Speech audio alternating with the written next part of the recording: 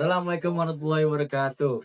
Halo teman-teman, baik lagi bersama saya di podcast Pelantara 2. Lengkapnya cerita sejarah kelompok 2.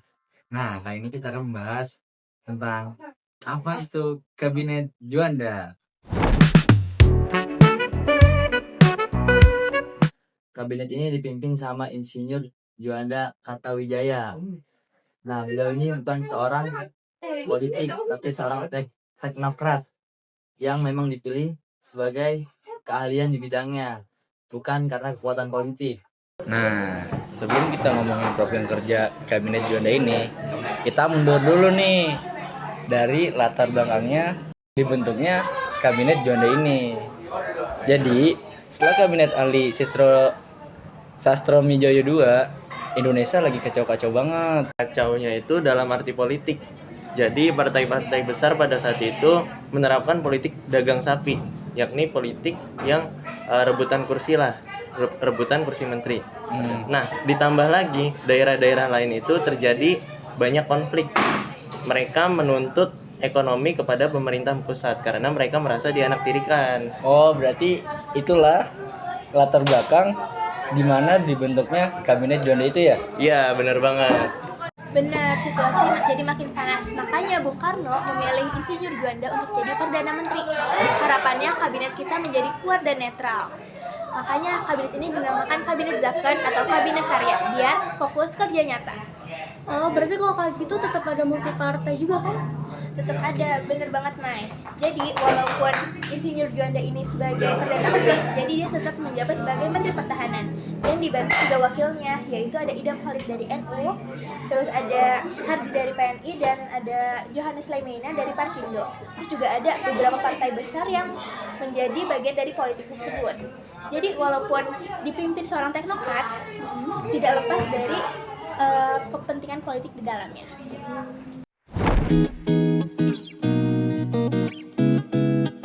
5 poin besar dalam Pancakarya.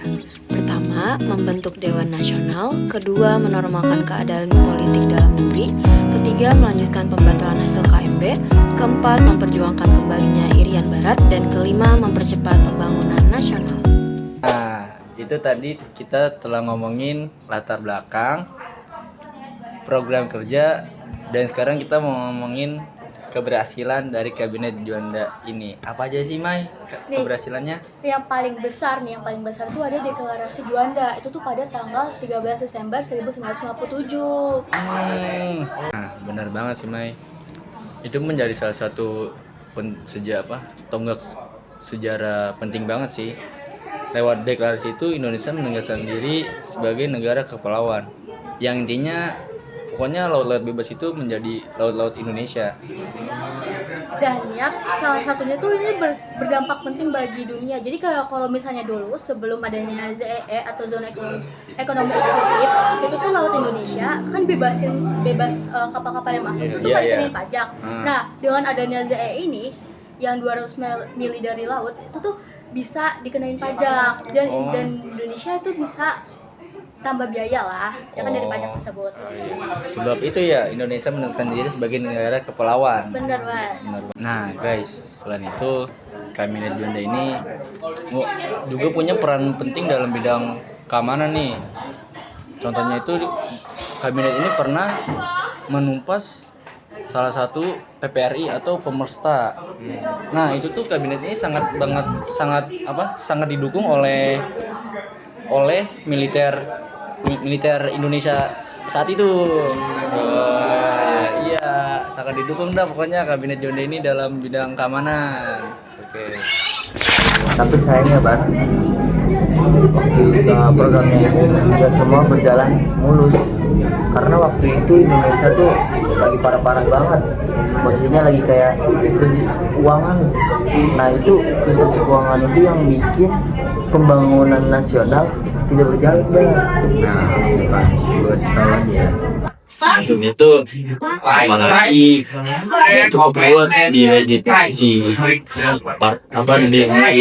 legitimasi politik perlahannya, karena tuh sampai sini Kabinet Juanda ini dibentuknya bukan dari hasil kesepakatan partai.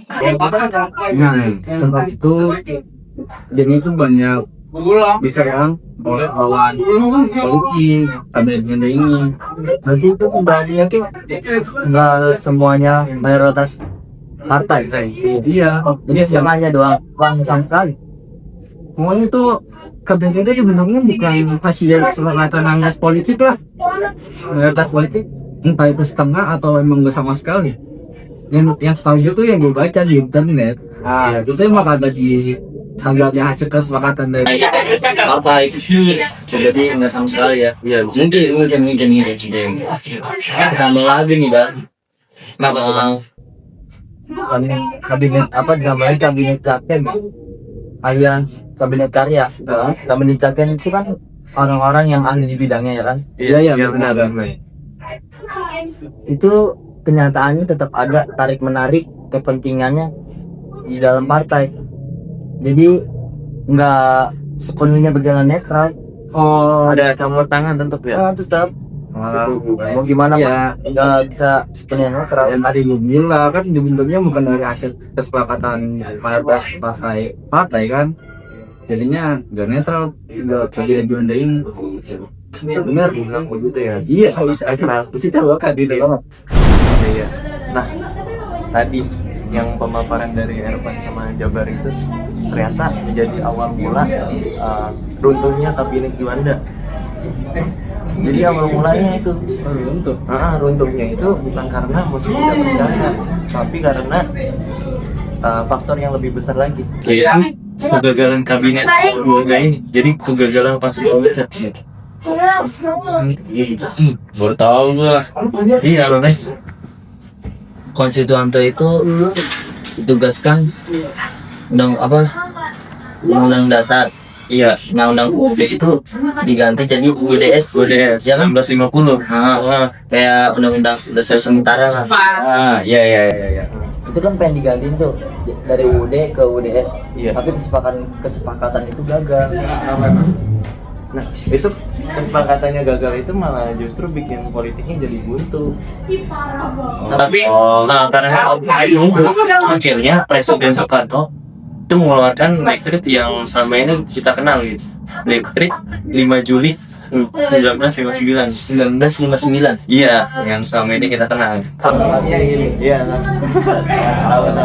Kurang lebih isinya itu ya. Itu ya pembubaran konstituante, terus juga pemberlakuan kembali UUDS. Ya tadi kan kata Ervan diubah jadi UUDS ya. Iya. Terus diubah lagi nih gara-gara dekret presiden tadi. Berarti Yang bener nya gue bilang banyaknya tidak kesepakatan dalam kabinet Juanda ini ya. Iya. Tidak menyepakati. Iya, makanya diubah lagi gitu. Berarti ini titik balik pemerintahan Iya. kita. Iya.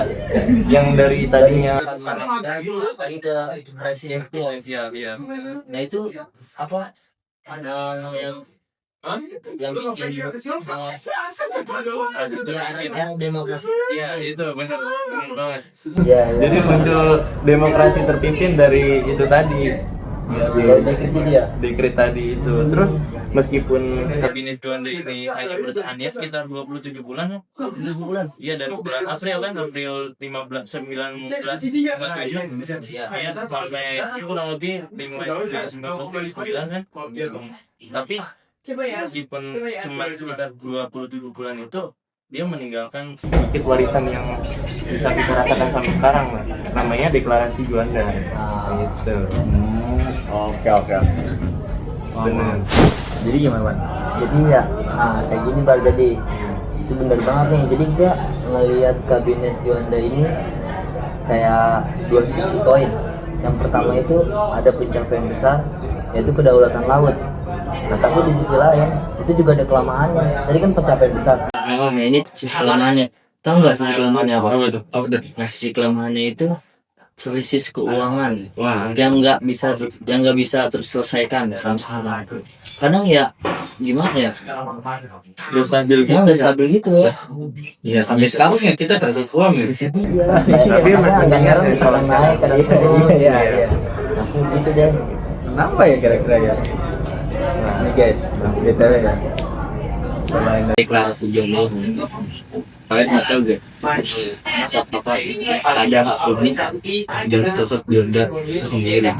Oh iya, coba ceritain dong War. Boleh. Itu gini ya, sebenarnya kabinet Juanda ini bukan ahli dalam bidang politisi kayak gitulah ya. Ya karena kan anak teknik Anak tadi. teknik. Ya, dia itu sebenarnya ahli dalam di bidang teknik sipil atau insinyur lah, insinyur teknik sipil. Dan yang gue tahu tuh ya, insinyur gue tuh beliau lulusan dari teknik House School di Bandung, atau yang kita kenal sekarang tuh Universitas ITB. Itu mah kampus gua sama Dang. Iya bener banget. Dia gak diajak ini. Boleh banget. Pokoknya beliau dari situ, dari teknik ITB yang atau yang dikenal sebagai Institut Teknologi Bandung. Banyak juga yang cerita Banyak. Emang itu kan emang yang tingkat aja masuk ITB semua. Nah, tapi ya yang lain dia yang ahlinya di bidang teknik sipil malah jadi perdana menteri. Kayak pementasan gitu. Iya. kayak kelihatannya gitu sih. Gak masuk akal ya, tapi beliau hebat sih, bisa jadi perdana menteri walaupun bukan ahlinya ya. Hebat sih beliau.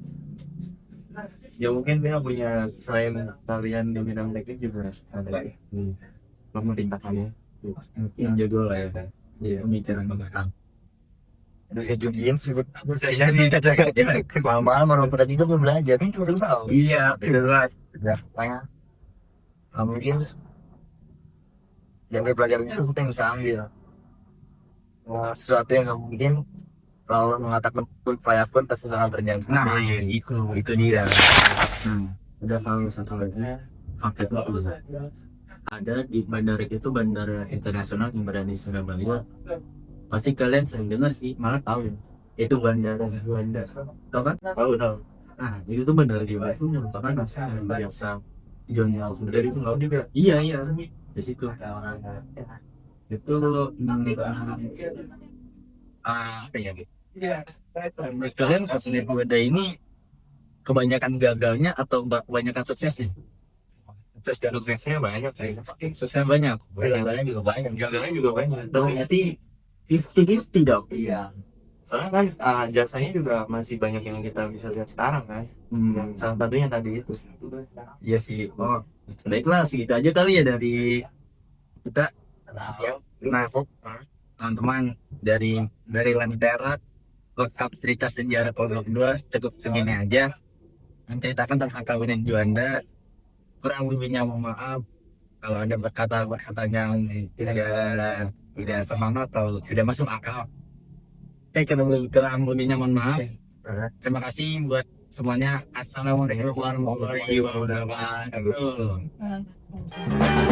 One is the loneliest number that you'll ever do. Two can be as bad as one. It's the loneliest number since the number one.